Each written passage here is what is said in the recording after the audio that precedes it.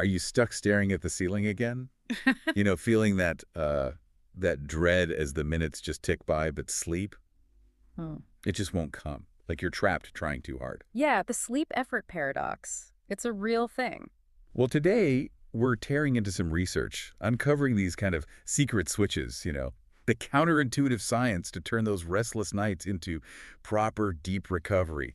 We're definitely going beyond the usual advice here. Exactly. Our mission really is to pull out these uncommon science hacks. We figure you've probably got the basics down, the consistent schedule, cool dark room, ditching screens before bed. That's foundational stuff. Right, the golden rules.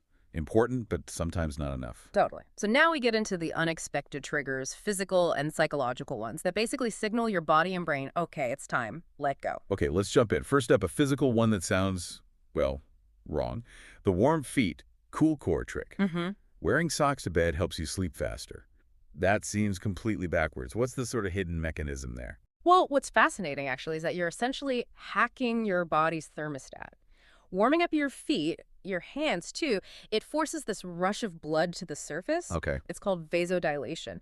Those dilated blood vessels release heat really quickly through the skin, and that drops your overall core body temperature. Ah, so warming the outside helps cool the inside. Precisely. And that core temperature drop, that's probably the most powerful signal to your brain that sleep is coming. So yeah, putting on socks can literally trick your internal thermostat. That's wild. Okay, so tricking the body with temperature. Mm. What about tricking the mind? Yeah. Because let's be honest, for a lot of us, the moment your head hits the pillow, that effort to sleep just sparks the anxiety that keeps you awake. That's the million-dollar question, isn't it? How do you stop trying so hard? Right. You kind of have to bypass the effort altogether. Which brings us to paradoxical intention. Well, Now, the instruction here sounds, well, actively unhelpful. Lie in bed, open your eyes, and genuinely try to stay awake. Like tell yourself, don't fall asleep yet. Doesn't that just make things worse? Add more stress. You'd think so, but no. The point isn't to cause distress. It's to dismantle that performance anxiety around sleep. If you sincerely try to stay awake, guess what? You remove the pressure. Because you're succeeding at your goal, Mm. which is staying awake. Exactly. You've met the objective. The mind isn't fighting this battle of I have to fall asleep. It sort of relaxes into this neutral state, and then the body's natural sleep drive can just take over. It's like a psychological judo move. Okay, a mental bypass. Mm-hmm. But what if that still doesn't quiet the racing thoughts, the random to-do lists, the worries popping up? Yeah, sometimes you need something a bit more structured for that. And that leads us to the cognitive shuffle technique. Cognitive shuffle. Okay, what's that? It's basically about structured distraction. Uh-huh. We know the brain naturally kind of cycles through random unconnected images right before you drift off, yeah? Like random snapshots? Yeah, exactly. So this technique mimics that.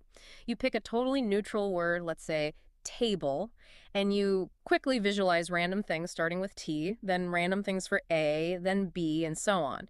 The key thing is you don't try to make a story. So no narrative. Yeah. Just random images linked only by the letter.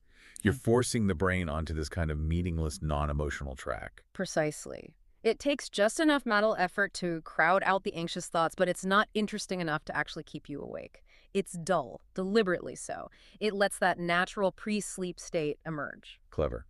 Okay, so we have physical tricks, mental bypasses. Yeah.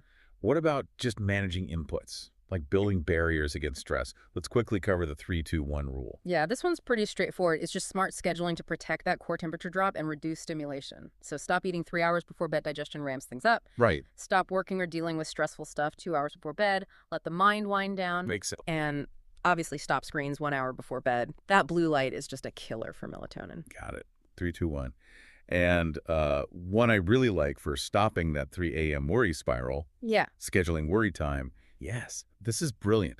Set aside, say, 15-20 minutes earlier in the day, Yeah. maybe late afternoon, early evening. Sit down, actually write out all your anxieties, maybe brainstorm some solutions. Like get it all out on paper. Exactly. And then you intentionally close the notebook. You've dealt with it. So if those thoughts pop up later when you're trying to sleep, you can more easily tell yourself, nope, already handled that. Worry time is over. You've parked it. Okay. So pulling this all together, good sleep isn't just nice to have. It's like foundational for physical health, mental resilience, everything. Absolutely fundamental. And the key to unlocking these secrets, these sort of hidden mechanisms, is realizing that it's about experimentation. What works is deeply personal. Yeah, there's no single magic bullet. Not at all. You need to tinker. Don't just blindly follow one rule. Find the hidden key, the specific combination that your body and mind respond to. So what does this mean for you listening right now? Look, don't try all 5 of these tonight. That'd be overwhelming. Just pick one, maybe the warm socks, or that weird try to stay awake thing, or the cognitive shuffle. Just one. Give it a real try for a few nights. You might actually be shocked at how effective one of these uncommon, almost mysterious techniques can be. The real secret isn't just knowing the hacks. It's finding that counterintuitive combination that unlocks sleep for you.